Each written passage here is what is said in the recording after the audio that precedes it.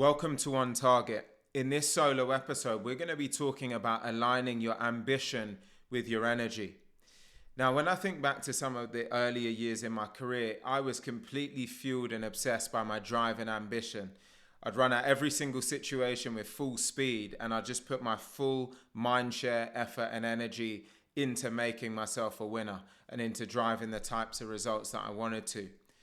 But what I found is that as my career started to mature, and especially as I went from salesperson to sales leader, I started to realize more and more the importance of not only managing my time and money, but also my energy. Because in my early years, with all of that drive and ambition and running at things at just full pace, I felt that I was able to get away with just adrenaline alone. And by using my adrenaline, it really worked. It got me through to the outcomes that I was looking for. But I realized that I wasn't necessarily optimizing my day. I was finding that some days I would get to the end of the day and I was just exhausted. I was tired. I would get some rest and then go again. And I managed to figure it out and just about find my way. But over those years, I started to optimize how I was managing my time better, and that helped. And then I was optimizing my money better, and that helped. But I wasn't really paying attention to my energy. I was really ignoring energy management.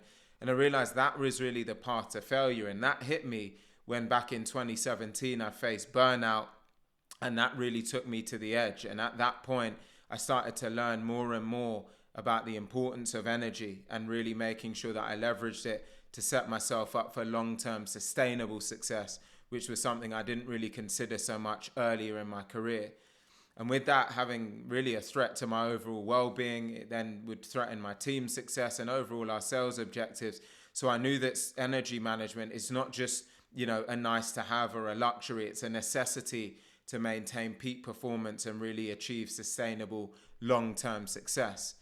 And so what are some of the critical aspects of energy management? The first step I encourage you to do is an internal energy audit. You really want to understand your own energy patterns throughout the day. Are you someone who's just got more energy and more vigor throughout the morning, like myself? I find myself from first thing in the morning, 6 a.m., I have a ton of energy. I get my high prioritized tasks done at that time. And then throughout the rest of the day, I do more deprioritized tasks because I know that I have the most energy in the morning.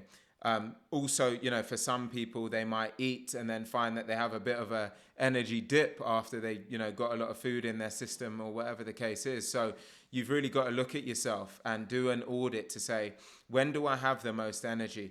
What are my foundations of energy so that I can manage it effectively throughout the day? Am I more of a morning person, an evening person? When do I peak? When do I trough? Just understand that, write that down and take note of it. The second component is really effective prioritization. So now that you've understood exactly where you have the most energy, where it peaks and where it troughs, now you want to put yourself in a situation where you're doing your highest leverage tasks during your peak energy times.